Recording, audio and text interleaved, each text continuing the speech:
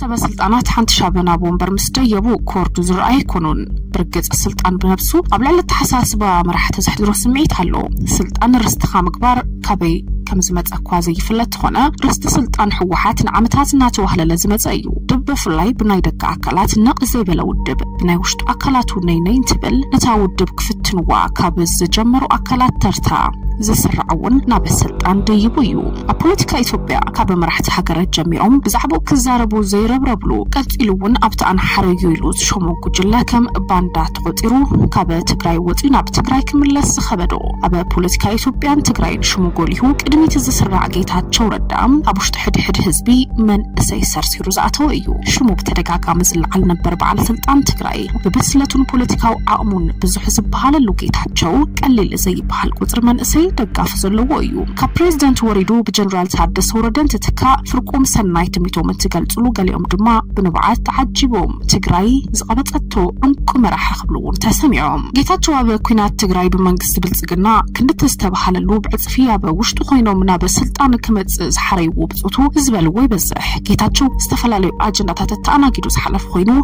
مطنا ጫፍ ብልሑን አእሙን አሞኪሶም ሰማይን ተሰቅልዎ ካብ መራሓ ወሪዶም ባይታ ከዘብጥ ዝገብር ውርደት ዘጓነ ጽፉ በጾቱን መሳርሕቱን ወን አትአናጊዱ ጌታቸው ረዳ አውንታውን አሉታውን ስብእናታት ዘለዎ በመሆኑ ጌታቸው ረዳና በስልጣና ካብ ዝመጽ ትግራይ ዝራእየቶም አበይት ምዕባለታት እንደኽመታቱን ኮኑ ለውጥታት ወን አበ ናይሎም ማሕት ምድላውና ክንደስሲና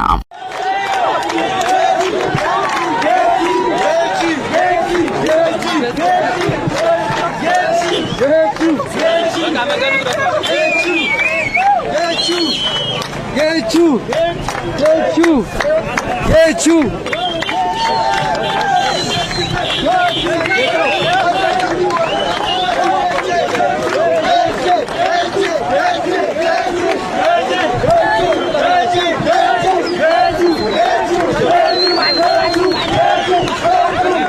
مرحي بروتوكول زي بلونا تبحال زحمة لك كم بريزيدنت يوكرين فلاديمير زيلنسكي سنيكر جامانة تشارتنا ناقبرنا أب أخيباتات تزركب جيتاتشو ردا الناتوازي ملأخت زحلف مرح مخاني نقرلو جيتاتشو يتصرف جيتاتشو ملأخت يحلف جيتاتشو يدرف جيتاتشو يقلد جيتاتشو نبكي والقوس بإناتاتونا بمرحنتو قفيتو زمتو من تخون أب مرحنتو سفح محل خازخون ويمثل أب منستر قداتو تعي دايركتر ريبابليك ديبلوماسي أب جزي قدامي منستر هاي لماريام دما نابا دايركتر كابا دايركتر نابا وانا دايركتر ديبو قتلو منستر قدات كومونيكيشن منغستي سيبون فولي أمخر قدما منستر هاي لماريام كوينو كابا ألمات أتمرات بمخان دما نابا يتوكل تزباتيو بدحر ممتع أبي أحمد أبا زنبرا بوليتيكا ورسي دما قدمو خينات تقراي بعلي أمخر بريزيدنت تقراي زنبرا دكتور دابت ينقبر ميكايل كوينو ساريحويو أمخر بريزيدنت قتلون وهابك الحوحات نبرقيتاتشو أبز حلفو خينات تقراي نودب حوحات بموكال أبزهبو مجلسات ناب قدميت كمت خيلو جيتاتشو دحرنا ببريزيدنتنات مسمت أفو لخاتك قبرلو جميرو سبل أكلات جيتاتشو ردا ملأختك حلف تتكملهم زنبرو قلعتات كاب حدث تمهارات تصبيهم زي كونس أب من درات بأسل عيلو تسنادو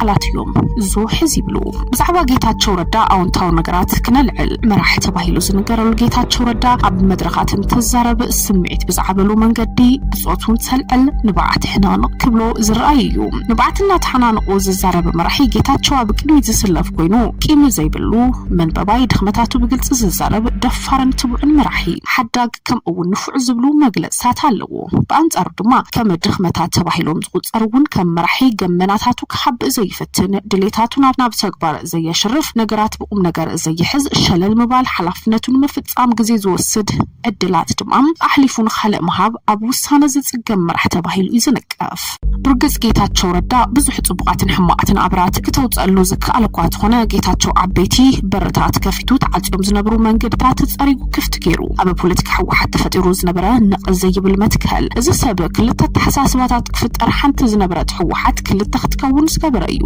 ሕወሓት አበ ታሪኻን ጸላሊ ዋዝነ ዝነበሩ ሓደጋታት ኣስዒቡ ሓድሽ ነገር እኳ ተዘይኮነ ኣብ ዘበነ ጌታቸው ረዳ ፈንዲኡ ዝወፀ ምክፍፋል ክልተ ተሓሳስባ ክልተ ህዝቢ ክልተ ርዲእ ተራዩ ብርግጽ ጌታቸው ናብ ሜዳ ውሪዱ ዝተቃለሰን ዘቃለሰን መራሕዩ ጌታቸው ምስቶም ኣብ ኩናት ትግራይ ኣብ ጎን ብልጽግና ኮይኖም ንትግራይ ዝወረሩ መራሕቲ ምስኒ አብርሃም በላይን ጆን መንጋግን ምስኦም በማዕረ ድማ ባንዳ ዝብል ሽም ተሰይምዎ ትግራዋይ ጌታቸው ዘይኮነስ ዝጠለመና ጌታቸው ካሕዳም ጌታቸውና ተባሃለ ማዕረከው ቃዕሰራዩ ብርግጽ መራሕቲ ሕወሓት ከተመጉሰካ ተደልያ ህዝብ ኣኽቲታ ናብ ስልጣን ተምጸካ ከብሮቂ ዓድማ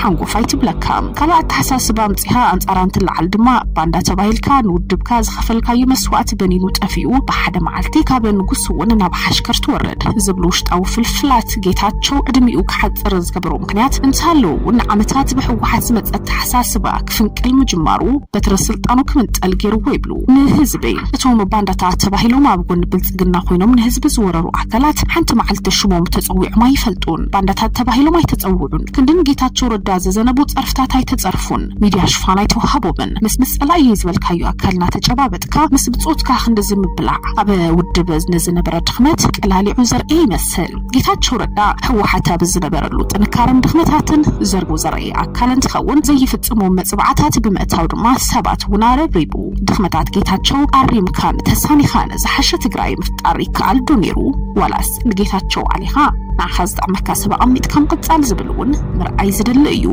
ናብ ስልጣን ደልዩ ዘይደየበ ደልዩ ድማ ዘይወረደ መራሒ ጌታቸው ረዳ ካብ ስልጣን ክእለምበር ኣብ ስልጣን ክቅጽል ኣይተሰርሐሉን ጌታቸው በህዝብ ስለዝድለ ኣብ ስልጣን ክቅጽልየ ስልጣን ክብሕትየ ዝብሉ ዘረባታቱ ውሱናት እኳ ትኾኑ ስልጣን ሓሊፉን ንኽህብ ድማ ኣይደሌካን ተባሂሉ ከም ዝገብሩ ያፍሊጡ ህዝቢ ድዩ ኣይደሌካን ኢልዎ ዋላስ ውድብ ኣይደሌካን ዝብል ዝፍለጥ እኳ ትኾነ ህዝቢ ክመርጹ ኾነ ከውርዶ ዝተውሃቡ ዕድል እውን ኣይነበረን ውድብ ሰቂልዎ ውድብ ድማ ውሪድዎ ብዶክተር ደብረጽዮን ዝምራሕ ጉጅለ ዝተዓወተውን ይመስል ጌታቸው ንኽወረደ ዘይተሓለለ ጻዕርና ገበረ ይመጽዩ ዓለም ገብረ ዋህድ እዚ ጉጅለዚ ንኽእለ ኣይንርብርብን ምባሉ ወይዘሮ ፈትል ወርቅ ሞንጆሪኖ ዝተጠናኸረ ውድብ ኣስፊሕና ሰራዊትና ኣብ ጎንና ሰሊፍና ክንኣልዩና ዝብሉ መደረታት ዝፍለጡ እዮም ጌታቸው ረዳ ኣብይ ሓደጋ ናብ ዶክተር ደብረጽዮን ዝምራሕ ሕወሓት ኮይኑ ይጸኒሑ ጌታቸው ይወረደልና ዝብሉ ተደጋገምቲ ናብ 4 ኪሎ ዝላኣኹ መልእኽትታት ሰሚሮም እዮም እኛ አውርደነዋል የኛ ፕሬዚደንት አይደለም ይቀየሩ ያልናቸውን ቀይረናል ይሄ በግልጽ የታወጀ ነገር ስለሆነ ማለት ነው ነገር ግን ፕሬዚደንት ለመቀየር ብቻችንን መተካት አንችልም ማውረድ አይወክለንም ማለት እንችላለን ሌላ ፕሬዚደንት መተካት ካለብን ግን ከፌደራል መንግስት ጋር ነው መነጋገር ያለብን ፌደራል መንግስትም እኛ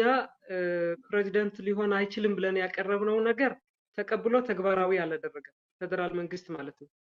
ግዚያው አስተዳደር የተቆጣጠረው ኃይልም ቢሆን አለቅም ነው ያለው አለቅም ማንን ወክሎ ነው ዘያ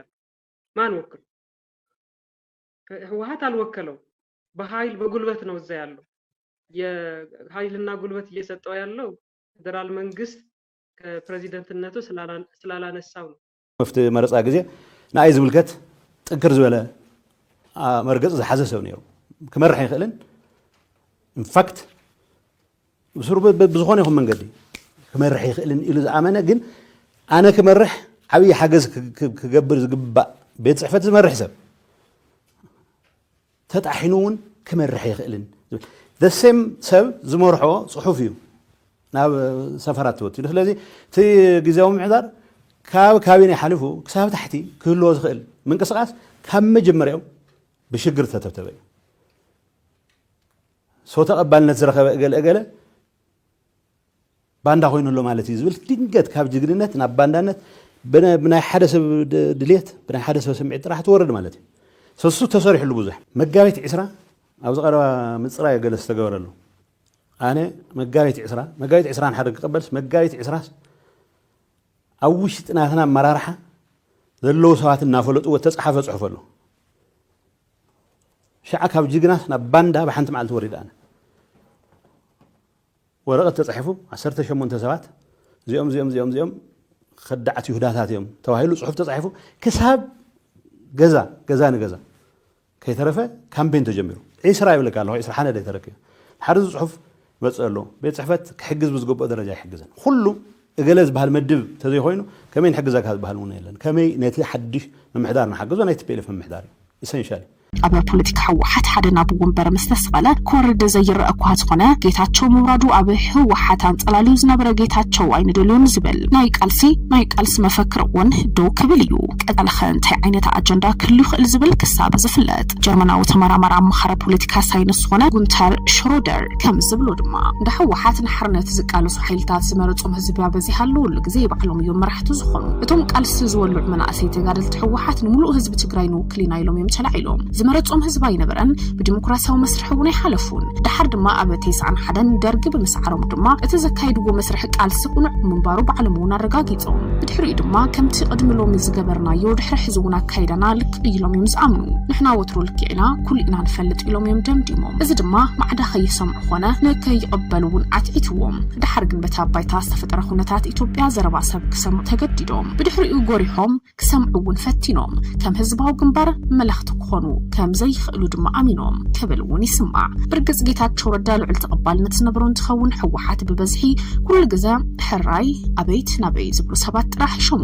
ምክንያታው ንዝኾኑ ሰባት ድማ ካብ ስልጣን ይወርዱና ተባሃለ ዝሕመ ኮይኑ ጌታቸው እውን እንትኾነ እዚ ኣክገብር ብዘይ ምኽኣሉ እዩ ዕድሚኡ ሓፂሩ ዝብሉ እውን ኣይተሳኑን ድኽመታት ጌታቸው ረዳ እኩባት እኳ ትኾኑ ድኽመታት ንኽርም ዕድል ዘይምርካቡ በአንደበቱ ዝገልጽ እዩ ጌታቸው ካብ ፕሬዝደንት ምስ ወረደ ሱዳንን ዘበለ ደጋፉ ድማ ጌታቸው ድኹም መራሕ ዘይኮነስ ድኽመቱ ከስተኻኸል ባይታ ምስኣኑ ሰነፍ ዝብል ሽም ክህልዎ ገይርዎ ይብሉ ንትግራይ ድፍረትን ግልጽነትን ዘምሃረ ጌታቸው ረዳ ኣብ ዘበኑ ሰርዓዩ ዓበይቲ ለውጥታት ብኻልእ ቃልሲ መጽኦም ክቐጽሉ ንምግባር ከም ዘይድቅስ እውን ኣስፊሩ እዩ ናይ 2 ዓመት ሓላፍነት ግዚያዊ ምምሕዳር ሎሚ ብዕለ ረኪበ ኣለኹ ህዝቢ ትግራይን ደገፍትን ዝሃቡኒ ድጋፍ ንዘርኣኹም ንኽብርን ልዑልን ኣዳለኒ ኣብ ሕማቕ ኩነታት ዝነብር ህዝቢ ናብ ንቡር ዝምለሰሉ ኩነታት ክፍጠር ህዝቢ ትግራይ ንምግልጋል ድማ ኩሉ መዳው ባህግታቱ ክሰምሩ ዝከኣለን ኩሉ ክገብር እየ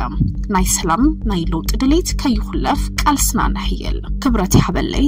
ጌታቸው ረዳ ብራራ ሚዲያ ጥበብ ይመርሕ ከሰልፎችና ከስብሰባዎች ይልቅ ስራዎች ላይ ትኩረት ማድረግ የህዝባችንን ችግር የህዝባችንን ስቃይ የምናሳጥርበት ሁኔታ እንደምንመርጥ ያለኝን እምነት መግለጽ ፈልጋለሁ በዚህ አጋጣሚ እነዚህን ስራዎች ለመስራት የህዝቡን የለውጥ የሰላም ፍላጎት ተጠናክሮ እንዲቀጥል ለማድረግ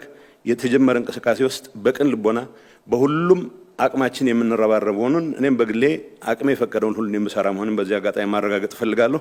አመሰግናለሁ